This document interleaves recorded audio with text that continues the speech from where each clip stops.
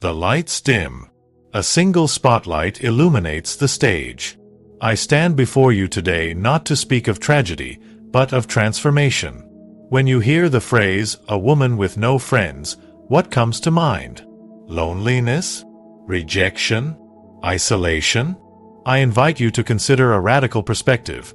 What if this state, often viewed with pity, is actually a cocoon of metamorphosis? I was once that woman. Standing at the precipice of my own company, faced with the vast silence of my phone, the emptiness of my calendar. Society told me this was failure. But what I discovered in that void was something far more precious than I could have imagined. Today, I want to share with you the profound wisdom that emerges when we find ourselves alone, not as a statement of what we lack, but as an opportunity to discover what we contain. Because the woman with no friends isn't necessarily a woman without connection. She may be a woman in the process of the most important connection of all, the one with herself. Let me take you on a journey through 5 fundamental truths I discovered in my season of solitude. Truths that transformed my emptiness into fullness, my absence into presence, and my isolation into one of the most powerful periods of growth I've ever experienced. Self-reliance as strength. There is profound power in learning to stand alone. We often fear solitude because we've been conditioned to believe that our value is reflected in the number of people surrounding us. But the ancient Stoics understood something crucial about human existence, that true freedom comes not from external validation but from internal fortitude. Epictetus, who began his life as a slave and became one of history's greatest philosophical minds, wrote, "Make the best use of what is in your power, and take the rest as it happens." When you find yourself without friends, you are forced to confront the raw material of your own character. You discover resources within yourself that remained dormant when others were always there to lean on. Consider the mighty oak that grows in an open field, buffeted by winds from all directions. Its roots grow deeper, its trunk thicker, precisely because it stands alone.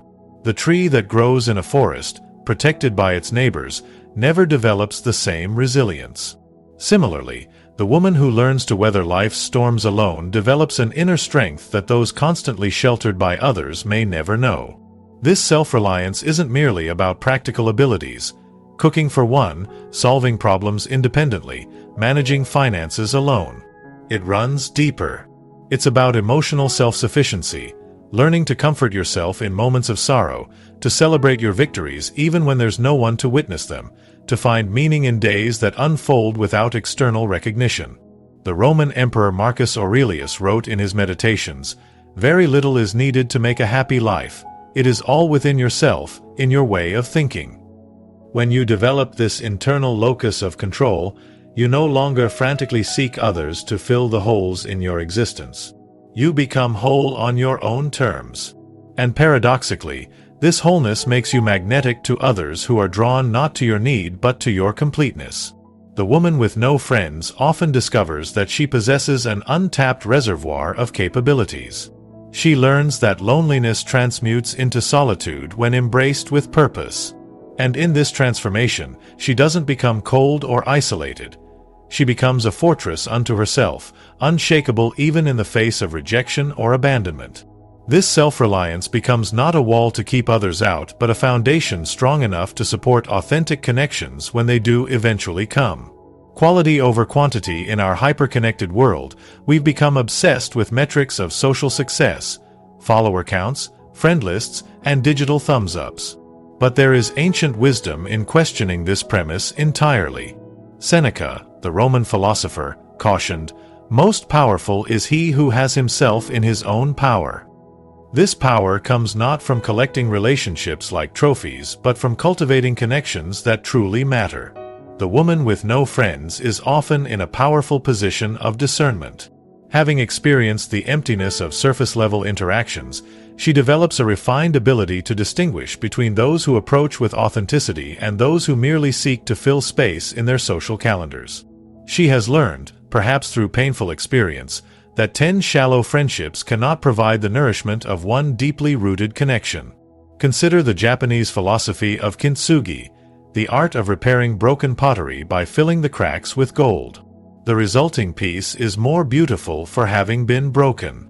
Similarly, the woman who has experienced relational brokenness often develops a higher standard for what she will accept. Her future friendships will not be based on convenience or happenstance but on deliberate choice and shared values. Aristotle classified friendships into 3 categories: those based on utility, those based on pleasure, and those based on virtue. The first 2 are inherently unstable, shifting with circumstances.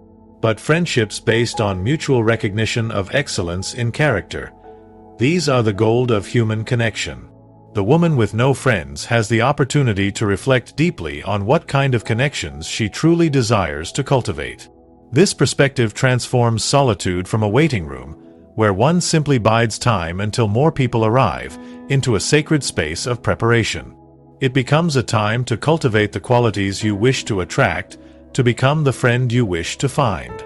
As the Stoic philosopher Epictetus advised, first say to yourself what you would be, and then do what you have to do. The quality over quantity mindset frees you from the anxiety of social accumulation. It releases you from the exhausting maintenance of connections that drain rather than sustain. It allows you to invest your relational energy where it will truly flourish, rather than scattering it across barren ground. And when you finally do welcome others into your life, these connections will be characterized not by dependency or fear, but by mutual growth and genuine appreciation. Seasons of Solitude Nature teaches us a profound truth that we too often forget in our restless pursuit of constant connection. Everything moves in seasons. The barren winter is not a failure of the earth, but a necessary phase of rest and regeneration. So too are the winters of our social lives not failures but sacred phases of the human experience. Lao Tzu, the ancient Chinese philosopher, observed, "Silence is a source of great strength." There is wisdom in recognizing that periods without external voices allow us to hear our own inner voice with greater clarity. The woman with no friends is not experiencing a permanent state but a season. One that, if embraced rather than resisted, can yield extraordinary fruit. Throughout history, the most profound transformations have often occurred in periods of deliberate solitude. Buddha found enlightenment not in the palace surrounded by admirers, but alone under the Bodhi tree. Jesus formulated his revolutionary teachings during 40 days in the wilderness. Modern psychology confirms what ancient wisdom has always known, that periods of solitude are essential for deep integration of our experiences and formation of authentic identity. Consider the metamorphosis of a butterfly. The caterpillar doesn't transform in the company of others. It creates a chrysalis, a temporary home of isolation, and in that private space undergoes its remarkable transformation.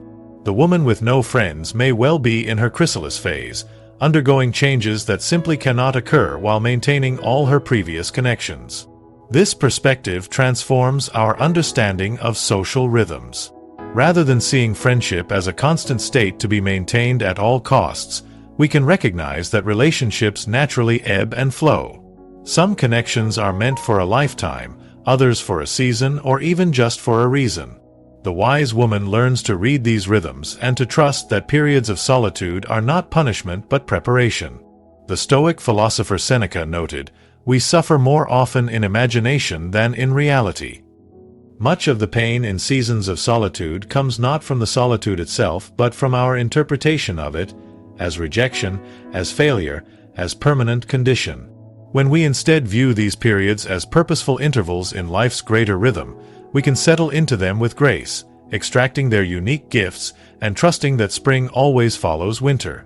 The art of self-companionship, perhaps the most transformative realization for the woman with no friends, is this: you are already in the presence of the most fascinating, complex, and worthy companion you could ask for, yourself. The ancient Greeks inscribed "Know thyself" on the Temple of Apollo at Delphi not as a casual suggestion but as the foundation of all wisdom. How many of us truly know ourselves? How many have developed the capacity to enjoy our own company, to sit with our thoughts without distraction, to find pleasure in activities done alone? Society often treats solitude as a problem to be solved rather than a skill to be developed. Yet those who master self-companionship discover a freedom that the socially dependent never know. Michel de Montaigne, the great French philosopher, wrote, "The greatest thing in the world is to know how to belong to oneself." This belonging to oneself is an art form. It involves learning to treat yourself with the same curiosity, compassion, and delight that you would extend to a dear friend. It means becoming interested in your own inner landscape, your dreams, fears, contradictions, and potentials. Consider how you speak to yourself when alone. Is it with harsh criticism or gentle encouragement? Do you listen to your own needs with attention or dismiss them as unimportant? The woman who uses her time alone to cultivate a loving relationship with herself is not merely passing time until others arrive. She is engaging in the most fundamental relationship of her existence. This self-companionship is not narcissism. In fact, it's quite the opposite. The narcissist is desperately dependent on others for validation and reflection. True self-companionship is about becoming so secure in your own presence that you no longer use others as mirrors to confirm your worth or identity. You develop what psychologists call a secure internal working model, an inner sense of being worthy and capable that doesn't require constant external reinforcement. Roman philosopher Marcus Aurelius advised, "Look within. Within is the fountain of good, and it will ever bubble up, if thou wilt ever dig." The woman with no friends has the rare opportunity to dig deeply within this fountain. She can discover her authentic preferences, unclouded by social influence. She can reconnect with childhood passions long abandoned for more socially acceptable pursuits. She can hear her own wisdom speaking in the silence, offering guidance that was always there but often drowned out by the chorus of other voices. Authentic rebirth. There comes a moment when the woman with no friends recognizes a startling truth. This season of solitude has not diminished her, it has revealed her. Like a sculptor removing excess marble to unveil the form within, isolation strips away the social pretenses, people-pleasing habits, and identity confusion that accumulate when we define ourselves primarily through others' eyes. The ancient Stoic Epictetus said, "First learn the meaning of what you say, and then speak." In solitude, we learn the true meaning of our own words.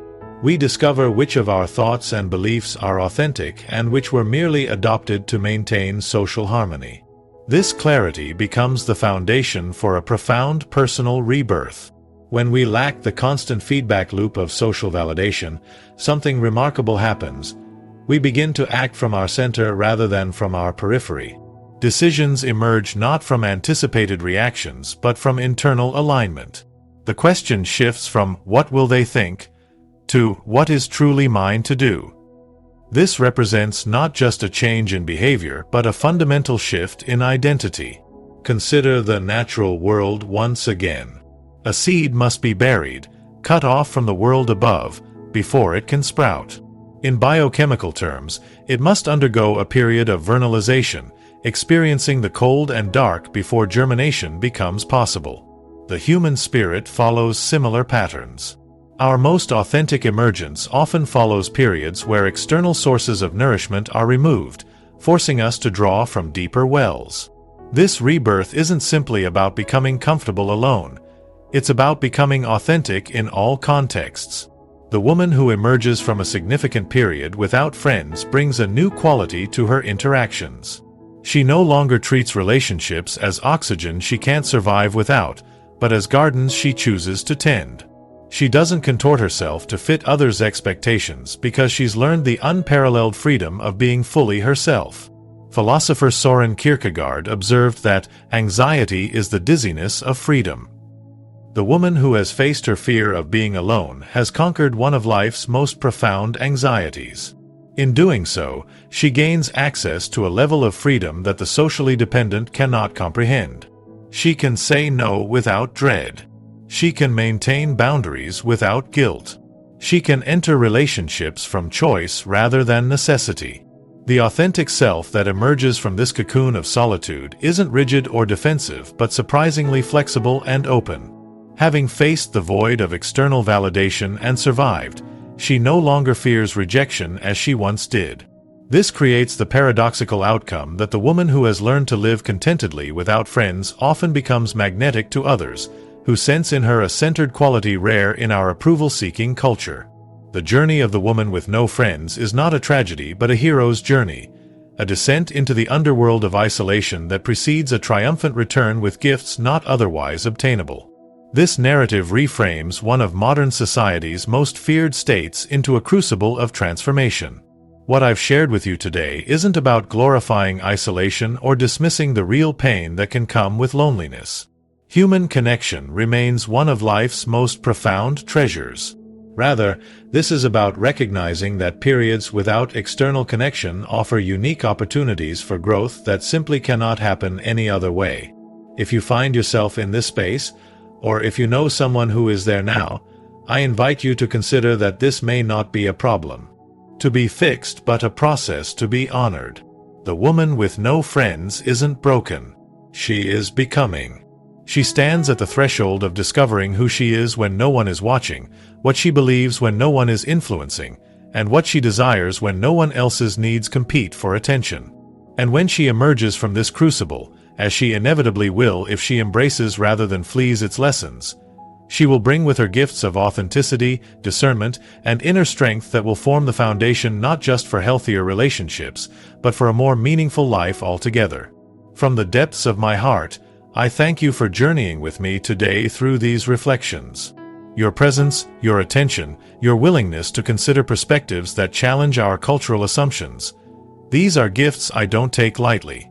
My hope is that you leave with a new lens through which to view yourself or others during seasons of solitude. Remember, the woman with no friends is not defined by absence. She is defined by her courage to face herself completely. And in that courage lies the seed of connections more authentic than any she left behind. Thank you for being part of this exploration. May you find the strength to embrace your own seasons of solitude, knowing they are not the end of your story, but often the most transformative chapters.